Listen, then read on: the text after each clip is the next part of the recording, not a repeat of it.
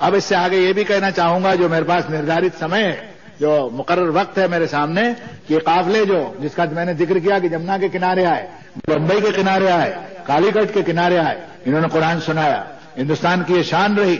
میں اس دھرتی کا ادب کرتا ہوں، اس لیے اللہ تعالیٰ نے اس مٹی سے مجھے پیدا کیا ہے کہ دھرتی کے رہنے والے اس زمانے کے لوگ جو ہے ہیرا پھیری میں نہیں مانتے. انہوں نے قرآن کو سنا، انہوں نے پیغمبر کی بات کو سنا، اور اس زمانے کے لوگوں نے چاہے مذہب ان کا کوئی بھی رہا ہو، انہوں نے ایمان کو قبول کیا، اسلام کو قبول کیا. وہ کتنے ہوں گے تعداد؟ کتنے ہوں گے تعداد؟ آج ان ایمان والوں کی تعداد 22 کروڑ کی ہے. میں اپنے دوست دوارکا کے شنکراچار سوروپانند سے بات کر رہا تھا. میں نے ان سے ذکر کیا کہ مہاراج 16 کروڑ کی تعداد ہے ہندوستان میں مسلمانوں کی. تو انہوں نے کہا مولانا پارک صاحب 22 کروڑ کی تعداد کرنا چاہیے کہ 22 کروڑ کی آبادی بلاد دھرم پریورتن سے یا جبری مذہب کی تبدیلی سے اتنا بڑی جنریشن ایمان کو قبول نہیں کر سکتی تھی. اس کا ریئیکشن ہو سکتا تھا. اس لیے یہ ماننا چاہیے کہ فمن شاء فلیؤمن ومن شاء فلیکفر، جس کا جی چاہے ایمان میں آئے، جس کا جی چاہے نہ آئے. پہلی مرتبہ کہا اس نے اور آخری مرتبہ کہا ساری دنیا انسانیت سن لے اس دین کو، لا اکراہ فی الدین، دین میں کوئی زبردستی نہیں. لکم دینکم ولی دین، تمہارے لیے تمہارا دین، میرے لیے میرا دین. یہ ڈکلیریشن اور یہ گھوشنا پتر اور یہ اعلان کون کر سکتا تھا قرآن مجید کے سوا؟ یہ کتنی بڑی دین. اب آئیے شخصی زندگی کے اندر کہ گھریلو زندگی ہے، میاں بیوی رہ رہے ہیں، سبھی رہتے ہیں، زندگی گزارتے ہیں، سماجی زندگی گزارتے ہیں. قرآن مجید نے کہا کہ یا ایھا الذین آمنوا ولیستاذنکم الذین لم یبلغوا الحلم منکم 3 مرات من قبل صلاۃ الفجر وحین تضعون ثیابکم من الظہیرہ ومن بعد صلاۃ العشاء. اے ایمان والو، تمہارے لڑکے اور لڑکیاں وہ گھریلو نوکر چاکر جو ابھی بالغ نہیں ہوئے ہیں، انہیں جس کو کشور کہنا چاہیے ہندی میں، یا کم عمر کم سن لڑکے کہنا چاہیے، وہ گھروں میں الگ تب گھس نہیں جائیں. وہ 3 مرتبہ اجازت کے بغیر نہ جائیں. نماز فجر کے پہلے، دوپہر میں گرمیوں کے سیزن میں جب آدمی عورت سوتے ہیں، آرام کر رہے ہوں گھر کے اندر، میاں بیوی ہوں کوئی بھی ہوں، ان کو حق ہے کہ ان کے کمرے کے اندر کوئی بغیر اجازت کے نہیں جاوے. فرمایا یہ 3 اوقات میں، نماز فجر سے پہلے، ظہر کی نماز کے وقت میں، اور من بعد صلاۃ العشاء، عشاء کی نماز کے بعد میں بغیر اجازت کے لڑکے جایا نہ کر. کتنا سینسیٹیو اور کتنا دل کو چھو جانے والا قانون. میں آپ سے پوچھتا ہوں، معلوم ہے آپ گھر کے اندر داخل ہوتے ہیں، وَإِذَا دَخَلْتُمْ بُيُوتًا فَسَلِّمُوا عَلَىٰ أَهْلِكُمْ مُبَارَكَةً طَيِّبًا. ایمان والو، جب گھروں میں داخل ہو تو گھر والوں کو سلام کر لیا کرو، اور ذرا آدمی سلام کر کے کہہ کر کے آئے. عورتیں کس حال میں ہیں؟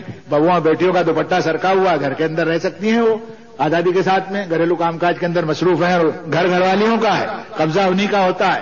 اب یہ باہر سے آیا ہے تو اس نے سلام کرنا چاہیے. اور فرمایا جو تمہارے سوا دوسروں کے گھر ہیں، بغیر اجازت کے اس کے اندر داخل نہیں ہونا. آج آپ مراٹھی میں لکھ لیجئے، بہت اچھا ہے، پروانگی سوا ہاتھ یڑیاچی سخت منائی ہے، لکھ لیجئے. لیکن یہ قرآن مجید نے دستور دیا آپ کو. اگر قرآن مجید نہ دیتا تو نہ مراٹھی میں آ سکتا تھا، نہ ہندی میں آ سکتا تھا، نہ انگریزی میں آ سکتا. میں پورے دعوے کے ساتھ کہتا ہوں کہ دنیا انسانیت اس تہذیب سے اور اس تمدن سے واقف نہیں تھی، محض قرآن مجید کی دین ہے. اچھا، کیا آپ کو معلوم نہیں سورہ نور کی وہ آیت؟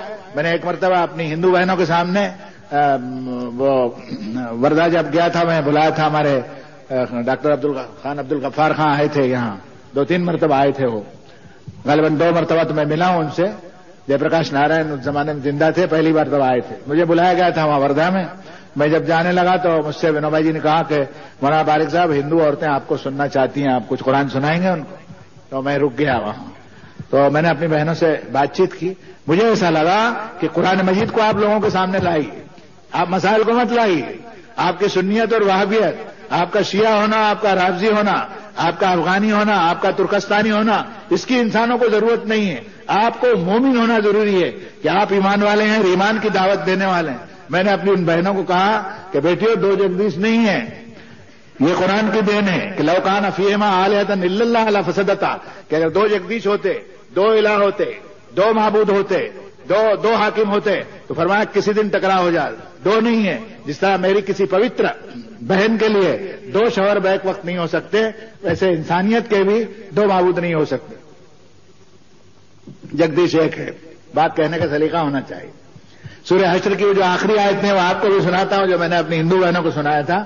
کوئی حرج نہیں ہے اس میں، قرآن سنائیں. آپ قرآن کو بے نقاب کر دیجئے، سمجھنے والے سمجھیں گے، جس کو سمجھنا ہے وہ سمجھے گا. فمن شاء فلیؤمن ومن شاء فلیکفر، یہ کھلا دروازہ ہے اس کے لیے. میں کہتا ہوں اس صدی کے اندر قرآن مجید کے اوپر سے پردہ ہٹا دیجئے، اور انسانوں کے حوالے، انسانوں کے نام جو خدا کا پیغام آیا ہے اس میں آڑے مت آئیے، ترجموں کی بھی آڑ مت ہونے دیجئے، اور کھول دیجئے اس کلام کو اور پہنچا دیجئے. میں نے ان بہنوں تک پہنچایا کہ بیٹیوں، میں بیمار ہوں تو رزاق ہے، میں بیمار ہوں تو شافی ہے، میں بھوکا ہوں تو رزاق ہے، مجھے دشمنوں نے گھیر لیا تو نعم المولا اور نعم النصیر ہے. قرآن مجید میں یہ سب صفات اللہ تعالیٰ کی ملتی ہے. میں اگر اگیانی ہوں تو وہ علام الغیوب ہے. میری جتنی ضرورتیں اور جتنی آوشکتا ہیں اس سے کہیں زیادہ گن اور صفات میرے پروردگار کے ہیں. ان ناموں کا سہارا لے کر کے میں اپنے رب کو پکار لیتا ہوں، میں اس تک پہنچ جاتا ہوں. فرمایا کہ فللہ الاسماء الحسنی فادعوہ بہا، اللہ کے اچھے اچھے نام ہیں، انہی ناموں کو سہارا کر کے اس کو پکارو. اور پھر یہ بھی فرما دیا، اور وہی کہہ سکتا تھا یہ انسانیت کے نام دین ہے کہ وَذَرِ الَّذِينَ يُلْحِدُونَ فِي أَسْمَائِهِ، اللہ کے ناموں میں جو جھگڑا کرتے ہیں ان کا پیچھا چھوڑ دو، ان کے راستے کے اوپر مت چلو. فرمایا قُلِ ادعوا اللَّهَ عَبِدُ الرَّحْمَٰنِ أَيَّمَّا تَدْعُوا فَلَهُ الْأَسْمَاءُ الْحُسْنَىٰ. فرماؤ محمد صلی اللہ علیہ وسلم، قرآن مجید کی آواز جو ہے پہنچ جائے دنیا تک. اللہ کہہ کے پکارو، رحمان کہہ کے پکارو، سب نام اس کے اچھے اچھے ہیں، اور چھوڑ دو ان کا پیچھا اور ان کی راہ کو جو اللہ کے ناموں میں جھگڑا کرتے ہیں. مالک سب کا ایک ہے، پیدا کرنے والا بھی ایک ہے، انسانیت بھی ایک گھٹک ہے. فرمایا یہ دین ہے قرآن مجید کی کہ ان ھذہ امتکم امۃ واحدہ وانا ربکم فاتقون، کہ تمہاری ایک امت واحدہ ہے، تمہارا رب بھی میں اکیلا ہوں. اس کائنات کے اندر بیٹیوں دو جگدیش کی کوئی گنجائش نہیں ہے. جب میں جانے لگا تو مجھ سے بہنوں نے آٹوگراف لیا، اور بڑی مشکل بھی کبھی کبھی پیش آتی ہے، ہمارے مسلمان بھائی بھی آڑے آ جاتے ہیں. بہنیں مجھ سے آٹوگراف لے رہی تھی تو ایک وکیل صاحب تھے، ہمارے اچھے دوست تھے امراوتی سے، وہ بھی آ گئے تھے. کہنے لگے کس قرآن میں لکھا ہوا ان عورتوں سے بات کرنا؟ میں نے کہا اسی قرآن میں لکھا ہوا ہے جس میں حضرت سلیمان نے بلقیس سے بات کی تھی. کیا کروں میں؟ کہیں یہ کام کرو تو یہاں مارے جاؤ، نہ کرو تو اللہ کے یہاں پکڑ ہو. یعنی آپ کے مسائل کا بھی چکر ایسا ہے. میں نے کہا اس میں بہت سی تو میری والدہ کی عمر کی تھی، اگر وہ اسلام پر کوئی اعتراض کرتی ہیں قرآن مجید کے اوپر تو کیا میں میدان چھوڑ کے بھاگ جاؤں گا؟ نہیں، مجھے میرے ذمے ہے یہ بات کہ میں جناب رسول اللہ صلی اللہ علیہ وسلم کی دعوت کا امین ہوں، اور ایک مومن ہونے کی حیثیت سے اس کا نمائندہ ہوں، میں برابر اس کام کو انجام دوں.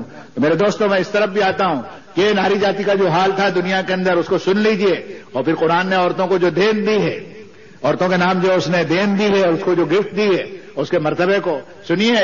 فرمایا وَلَا تُكْرِهُوا فَتَيَاتِكُمْ عَلَى الْبِغَاءِ إِنْ أَرَدْنَا تَحَصُّنًا لِتَبْتَغُوا عَرَضَ الْحَيَاةِ الدُّنْيَا وَمَن يُكْرِههُنَّ فَإِنَّ اللَّهَ مِن بَعْدِ إِكْرَاهِهِنَّ لَغَفُورٌ رَحِيمٌ. کوئی بتا دے کسی مذہبی کتاب کے اندر کہ ایسا کوئی پیغام ہو انسانوں کے نام. فرمایا کہ لوٹ مار کر کے لڑکیوں کو خرید لیتے ہو، جبرن ان کے اوپر قبضہ کرتے ہو، اور بازاروں میں لڑکیوں کو بیچنے کے لیے رکھتے ہو. میں بھی کسی مجبور بندی کو، کسی ظالم نے اس راستے کو اوپر ڈالا ہے تو اس کو پکڑوں گا، چھوڑوں گا نہیں. لیکن فإن اللہ من بعد إكراههن لغفور الرحیم، کسی نے جبر سے میری بندی سے ایسا کوئی کام لیا ہے تو میں غفور الرحیم ہوں اس کے حق میں. کوئی کہہ دے کہ اتنا سینسیٹیو اور اتنا دل کو چھو جانے والا قانون ہو. پھر سلام ہو محمد رسول اللہ صلی اللہ علیہ وسلم پر. کچھ زمانے میں جو غلامی کی پرتھائیں تھیں، بادشاہوں کے پاس میں، جاگیرداروں کے پاس میں، مذہبی چودھریوں کے پاس میں 10-10 ہزار 20-20 ہزار غلام لوڈیاں اور مرد اور عورتیں رہتے تھے، زنجیروں میں باندھ کے رکھتے تھے. جو قبول صورت تھی ان کو اپنی ہوس پوری کرنے کے لیے رکھ لیا، باقی کو گھریلو کام کاج میں جوت لیا یا ہل جوتنے میں لگا دیا، اور دیکھا کہ یہ کسی کام کی نہیں ہے تو بازار کے اندر اس کو بیچ ڈالا. محمد رسول اللہ صلی اللہ علیہ وسلم آئے اور قرآن نے کہا یا ایھا الذین آمنوا لا ترثوا النساء کرہا، کہ ایمان والو زبردستی تم عورتوں کے وارث نہیں ہو سکتے.